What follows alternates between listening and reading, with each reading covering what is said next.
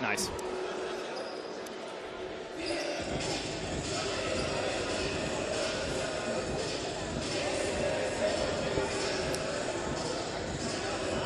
Oh, it's working on it. We're good.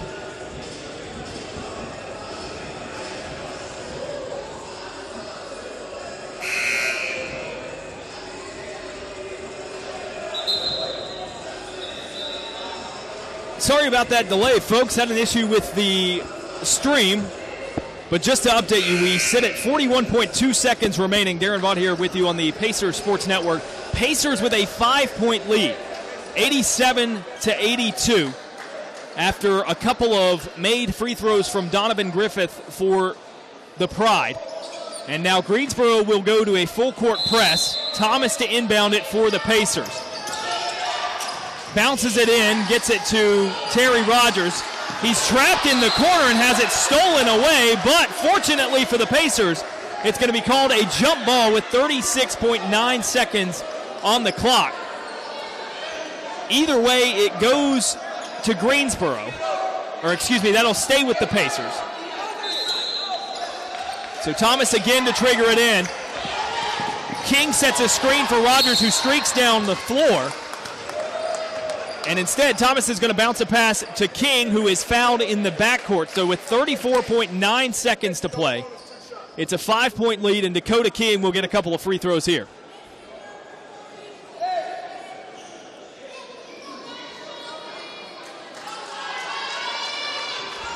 So Dakota King, freshman out of Elkin, North Carolina, with 14 points, 6 boards on the day, is yet to hit a free throw. He's 0 of 2 so far. His first attempt off the front of the rim, and that rolls in. And this next one, a relatively big one. It would make it more than a 2-possession game.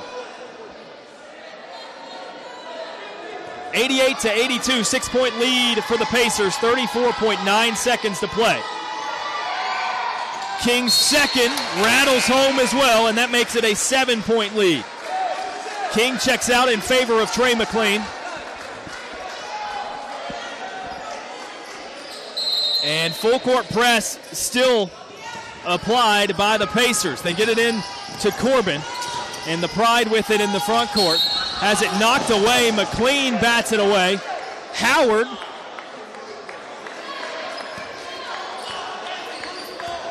gets the ball, and it was a loose ball.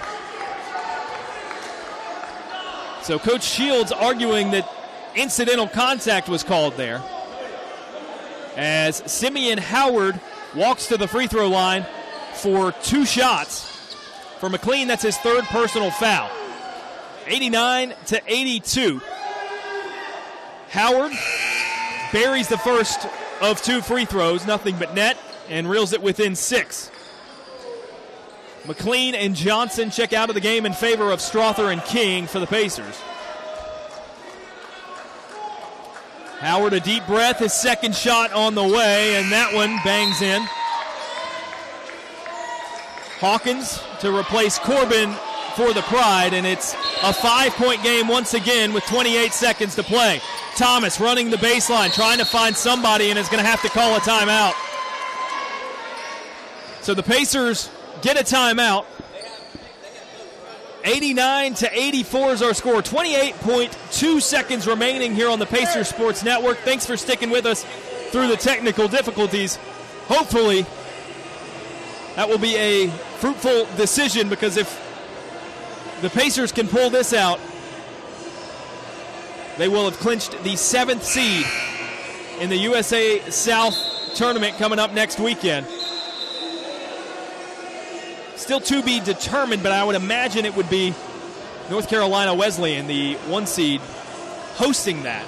So not a far trip for the Pacers. Don't have that to worry about. And potentially a very exciting matchup with Covenant. But they got to win this one first. So out of the timeout, Jalen Vince will now be the catalyst, replacing Thomas. Thomas still in the game. Vince quickly gets a pass to the corner to Rogers, and Rogers draws the foul from Hawkins. So the senior from Durham, North Carolina, will have 2 free throws. Just a 1 second runoff, exactly 1 second. It went from 28.2 to 27.2 seconds left.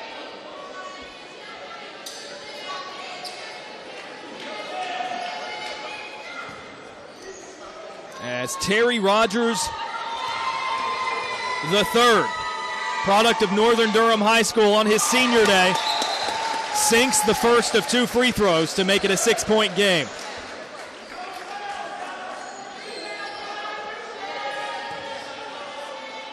$90-84 Pacer lead. Rogers with a second free throw on the way. Nothing but net, identical to the first, and it's a 7-point game again. Hawkins pushing for the Pride, hands off to Howard. Has it knocked away but regains it. Howard drives right side on Sam Johnson. Softly lays it in for 2 and reels it within 5. Timeout Greensboro with 17.2 seconds remaining. And it's going to be a 30-second timeout with a 5-point Pacer lead.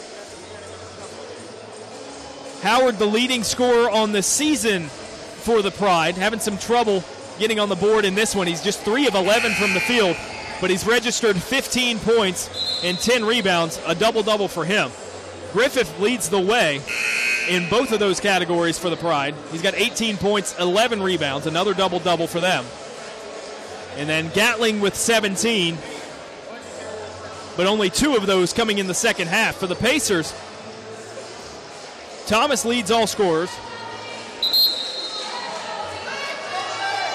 He's tied with Griffith in that regard, with 18 and 7 rebounds. Followed by Dakota King, an impressive 16 and 6 boards for him.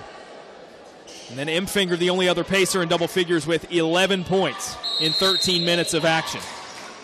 Vince on the inbound pass, running baseline. Hits Rogers in stride, no fouling. They get it to King in the front court, and he's going to hang on to it rather than laying it in. That's a very hard foul on Dakota King. He was pushed into his own bench. Simeon Howard pleading his case with the official. So it'll be King to the line to shoot 2. The Pacers bench instructing the guys on the floor to back off, take it easy. Not a situation in which you want another technical foul. And now it looks like King's laughing about it as he's at the free throw line to shoot 2. 11.3 seconds on the clock. King's first. Rattles in. 92-86. 6-point lead for the Pacers. A make here would make it more than a 2-possession game and seemingly put it away, and it rolls in. King gets it to go. He'll exit the contest tied for the team lead with 18 points. And a 7-point lead for his Pacers. 10 on the clock. Counting down as Hawkins enters the front court. Directing traffic, goes all the way to Gatling on the left wing for 3. Gatling is off the mark. It's batted out of bounds by Jalen Vince, but just 2.1 on the clock. And the Pacers are going to put this one to bed. Everything that could have gone right went right in the USA South landscape for William Peace. At the buzzer, Howard's going to put up a 3 from the left side. It's off the mark, and the buzzer sounds. And your William Peace University Pacers are not only tournament bound, but they are the 7th seed and will play next weekend.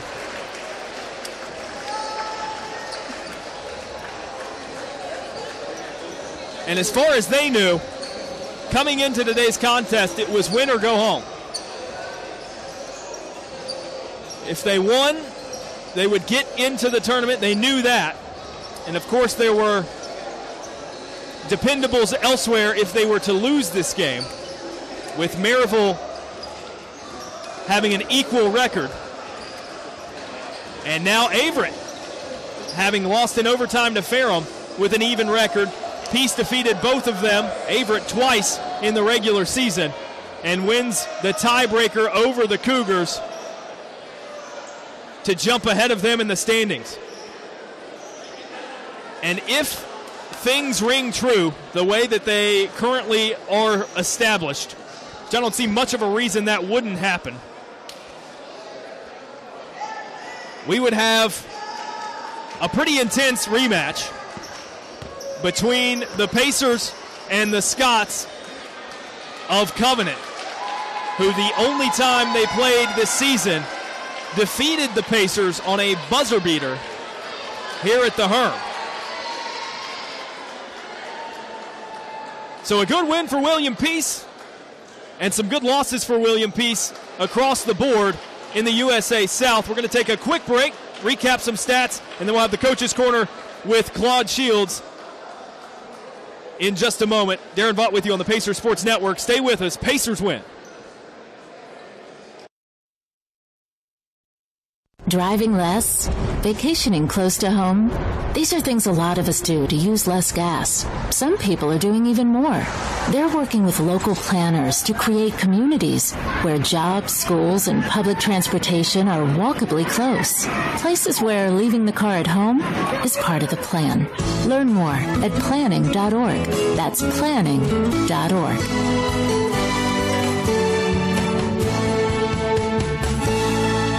Army Specialist Lance Gieselman was paralyzed when his tank was blown up in Iraq. I was the only survivor. Paralyzed Veterans of America is an independent organization dedicated to ensuring our injured veterans get all the benefits they've earned and need. Paralyzed Veterans Senior National Service Officer Anthony Steele. I'm willing to do whatever it takes to serve our veterans. If you would like to help our veterans, visit PVA.org, a public service of Paralyzed Veterans of America. This is William Peace Basketball on the Pacers Sports Network.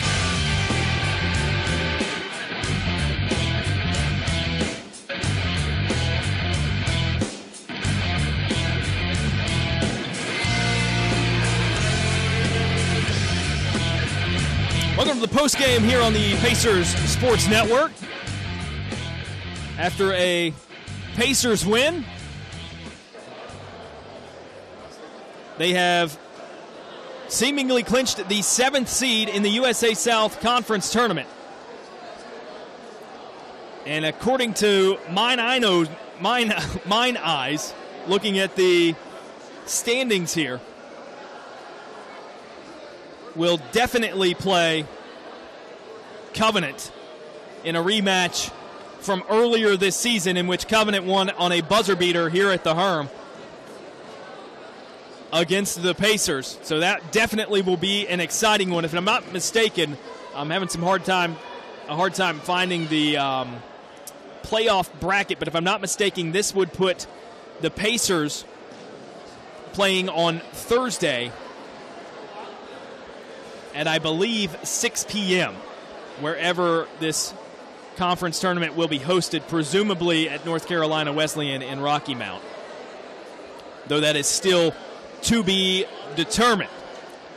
So it's a 93 to 80. I've done that a few times so far tonight. 93 to 86 victory for the Pacers, but we'll start with Greensboro's box score. Donovan Griffith, 6 of 10 from the field, 6 of 6 from the free throw line. Ended up with 18 points and 11 rebounds. Also had 3 assists, but he turned it over 6 times, as his usage rate was higher than anyone else's. So he did carry the ball a lot for the Pride, as those things tend to happen when you have the ball in your hands for a frequent amount of time. Gatling finished with 17, though just 2 of those in the second half. He only took 1 three-pointer in the second half. He was 4 of 5 in the first 20 minutes and finished up 4 of 6 on the night, but still an impressive performance from him. 17 and 4 rebounds for him. 15 points and 10 rebounds for Simeon Howard, coming into this matchup, the leading scorer for the Pride, averaging 14.6 per game. He was slightly above that mark. 12 points for Outing, who was in some foul trouble, only played about 21 minutes. 9 apiece for Paris Scales and Zedric Barnett. 4 points for Christopher Corbin. And then David Lehman with 2 to round out scoring for the Greensboro Pride. For the Pacers, though, at the top of the mountain, 18 points apiece for Chris Thomas and Dakota King. 7 boards for Thomas, 6 for King, respectively. 11 points, Ryan Emfinger, in only 13 minutes of play. He was 4 of 7 from the field, 3 of 5 from 3. 9 points for Jalen Vince to go along with 5 assists, 2 steals, 4 rebounds. An impressive all-around line for him. 8 apiece for senior Nate Strother. 1 of 3 from three-point range, 3 of 5 from the field. And Sam Johnson, the freshman. Trey McLean with 7, Rogers and Corey Anderson with 5 apiece, and then Taekwon Nolan on his senior day with 4 points as he was 2 of 2 from the field. 4 rebounds to go along with that as well, and we're going to have Coach Shields sit down with us. And Coach, there you are. What's up, Darren? Not a lot. How's it? How are you doing? I'm doing all right. So a good win. Obviously, the guys knew that win and you're in coming into tonight. If they lose, they could have used some help from elsewhere, but that didn't matter. They pulled it out. They did. It was,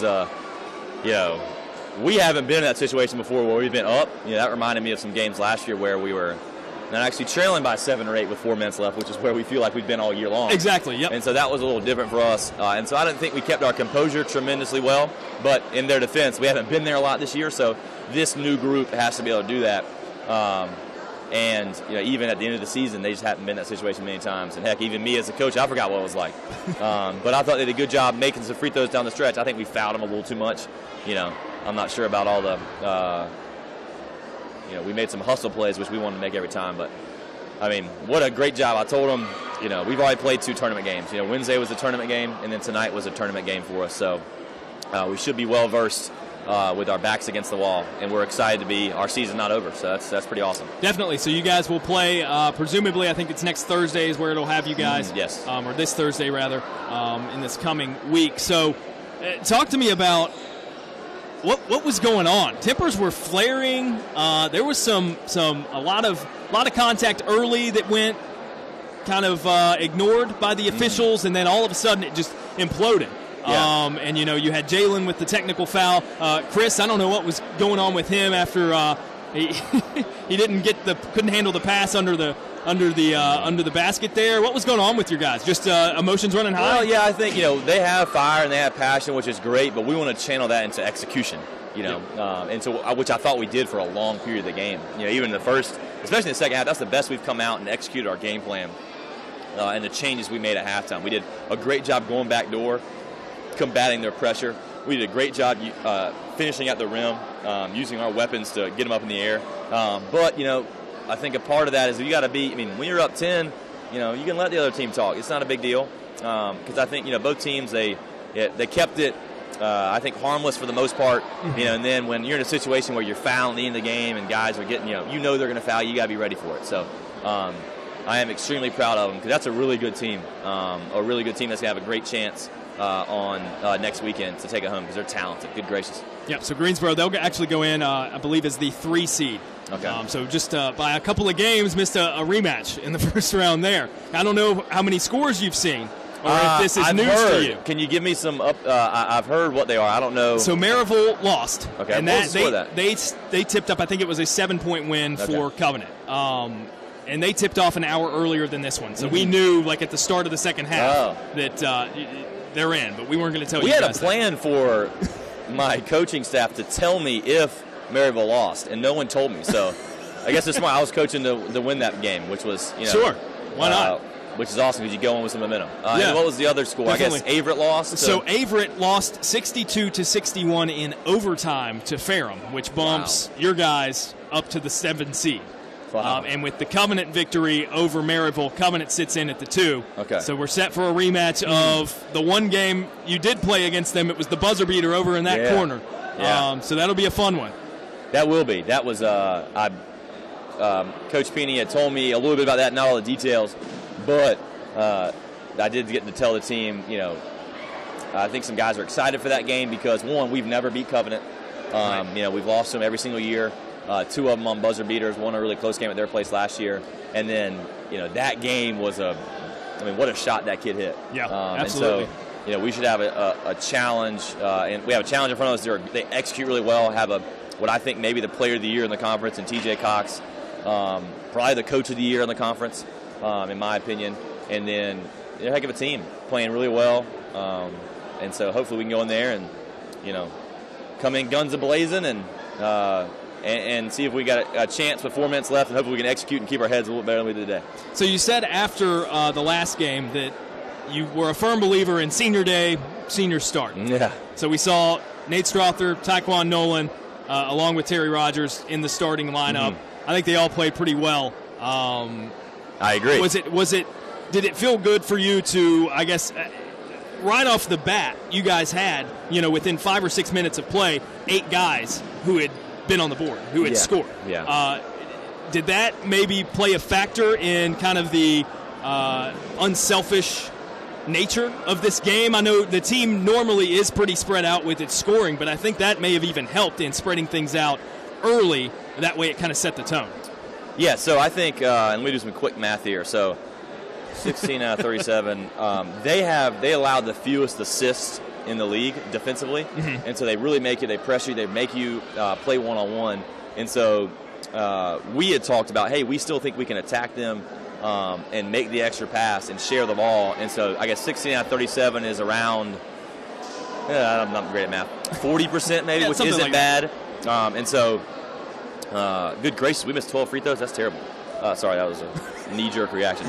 But, yeah, I thought those guys, I love Senior Day. It's one of my favorite times of the year. And now I told the team we're 2-0 on Senior Days, which is awesome. There you go. We will have, whenever we're done playing, we'll have 6 alums of our program, so we're going to have a great 3-on-3 alumni day next year. Love that. But Taekwon came in, and not only he's had so many ups and downs, he came to hit an early floater, and the guys got so excited on the bench. Oh, yeah. And I think that does help play into the unselfishness, and just guys were ready to go. Yeah, absolutely. Which was awesome. And then a lot Nate of nodding after makes early on. Right. I enjoyed that. And then Nate came in, and I thought played, just an efficient game for him. 8 points on only 5 shots. And he was able to, I think, he had his back up against the wall, and Senior Day meant something to him, and so he played really well. Then Terry's been, played pretty well for us as well. Got a little foul trouble early, but that helped so much, and I thought some other guys stepped up, and the emotion of the day as well, so that was exciting. So tied for the team lead in points for today, and we've seen both of these guys lead your team in scoring at some point or another for a single game, Dakota King and Chris Thomas. Man, that's developed into quite a 1-2 punch down low, kind of the in and out game, I think. And King really, we talked about it. Sam statistically is right up there for Conference Rookie of the Year, but Cody's done a pretty good job as well.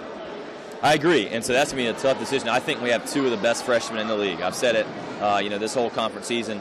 Sam's done a great job scoring the ball. Sam about drove me crazy tonight with a few plays, but his shooting really helps us, and Cody does all those little things. And occasionally he'll score really well, and he'll get a double-double, but, man, that guy's one of our best help defenders. He protects the rim really well and does all those things that don't show up. And so sometimes he has nights where, 7 for 11, 18 and 6, while guarding what I think is one of the best big men in the conference in Paris Scales. Yeah. And so that's... And mitigating his effect pretty largely. Without a doubt. When you can win that battle, that's awesome. And we're pumped to have both those guys for 3 more years, without a doubt. Because that 1-2 punch is really, is really tough. Yeah, definitely. All right, Coach. Snapshot reaction, Covenant. What are you looking at game plan wise? Well, I think TJ Cox is very difficult. They set a lot of ball screens, so our ball screen defense will be very good, or have to be very good. We got to communicate. They got. I haven't watched them on film in probably a couple weeks just because we haven't played a common opponent in a while, and so we're excited. I think because when we get to play at Wesleyan, they won at Wesleyan earlier, so they have some good feeling in that gym. We played really well in a loss against Wesleyan, so that should help. But they're a tough team, and when you're led by a senior like that, you're even better. So I'm excited. We're just excited to continue to be playing. We'll get to worry about Covenant tomorrow, but hopefully we can enjoy this one because our guys, at various times throughout the season they could have quit, and with all those close games, and that was, I guess, what was the final there? We won by 7, so now we're still at 16 games decided by 2 possessions or less. Yeah, and almost another here. Yep. Almost another one here, and so that's what great experience and getting you ready for tournament play. But I'm really proud of this group because, when you're 2-6 in conference, it could have been easy to give up. But, win 4 of your last 6 to get in the tournament is a big deal. So yeah, definitely seems like based on some of the outcomes here at the Herm, they've probably been well prepared for it. So we'll see you next week. Awesome. Thanks, Darren. Yep. Coach Claude Shields following the 93-86 win for William Peace University. To reiterate, they will be the 7th seed in the USA South Conference tournament and will likely match up in the first round against the Covenant Scots. That would be Thursday evening. If I'm not mistaken, that's a 6 p.m. tip according to the conference's official playoff bracket. Nonetheless, we'll have that action here on the Pacers Sports Network. I'll go wherever that is. I think it's going to be at Wesleyan, so it's not too far of a trip. But I'll be there, and we will see you then. Thanks for tuning in on the Pacers Sports Network. Final score, William Peace University 93, Greensboro College 86.